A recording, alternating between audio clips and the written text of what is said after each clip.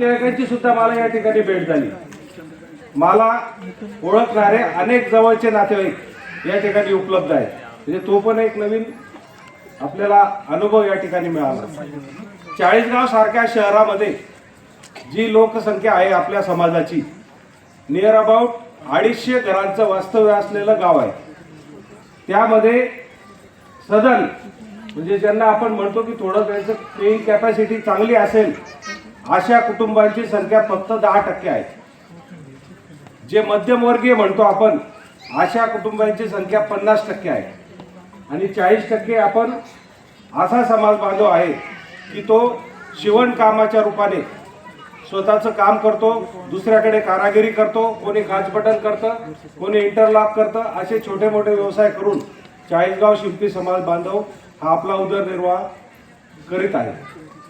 त्या समाजाने ज्यावेळेस आम्ही पूर्ण कार्यकारी मंडळाने एक ठराव पारित केला की आपल्याला येणाऱ्या काळामध्ये आपल्या मुलाबाळांचं लग्न असेल, छोटा मोठा कार्यक्रम असेल, आपण जेव्हा जातो तर आपल्याला 1 लाख रुपयापासून तर ते 2.5 लाखापर्यंत आपल्याला कार्यालयांचं भाडं त्या ठिकाणी द्यावं लागतं.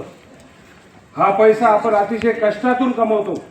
या पैशाचं मोल राहिलं पाहिजे म्हणून आपली स्वतःची जागा झाली पाहिजे. या एका भावनेने आम्ही सर्वजण एकत्र आलो. आणि एकत्र आल्यानंतर सर्वप्रथम जसं आता बोरसे साहेब अध्यक्ष आहेत, तुमच्यावर मी येणारच आहे, मी पण बोरसे आहे. आता जसा मी अध्यक्ष झाल्यानंतर कार्यकारी मंडळापुढे विषय मांडला, सर्वप्रथम मी 1 लाख रुपये माझ्या संस्थेला दिले.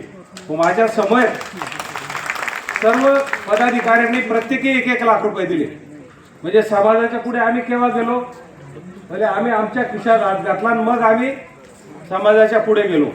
आणि ती रक्कम जेव्हा आम्हाला लक्षात आली की 70 लाख रुपये जमा करणं हे फार मोठं टास्क होतं.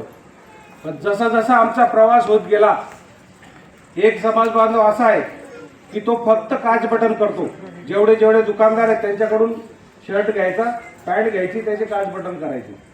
त्याला आमचा प्रवास समजला. त्याने आमच्याशी न बोलता दर आठवड्याला त्याचे पैसे त्याला मिळतात. दर आठवड्याला मिळालेल्या पैशांमधून त्याने एक छोटी रक्कम एका डब्यामध्ये जमा केली. आणि जेव्हा ती रक्कम 21,000 रुपये झाली, आम्हाला फोन केला.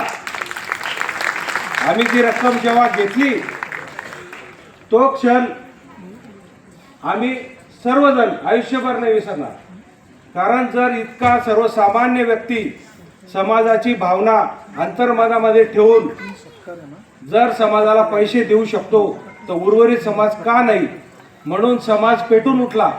समाजाच्या प्रत्येक घरातून आम्हाला नुसते पैसे नाही दिले, आम्हाला रितसर पहिले आमंत्रण यायचं. आमंत्रण असताना तिथं नाश्ता, चहा, कॉफी जे आम्हाला अपेक्षित असेल ते विचारून घ्यायचे. ती व्यवस्था व्हायची. नंतर चेक दिला जायचा.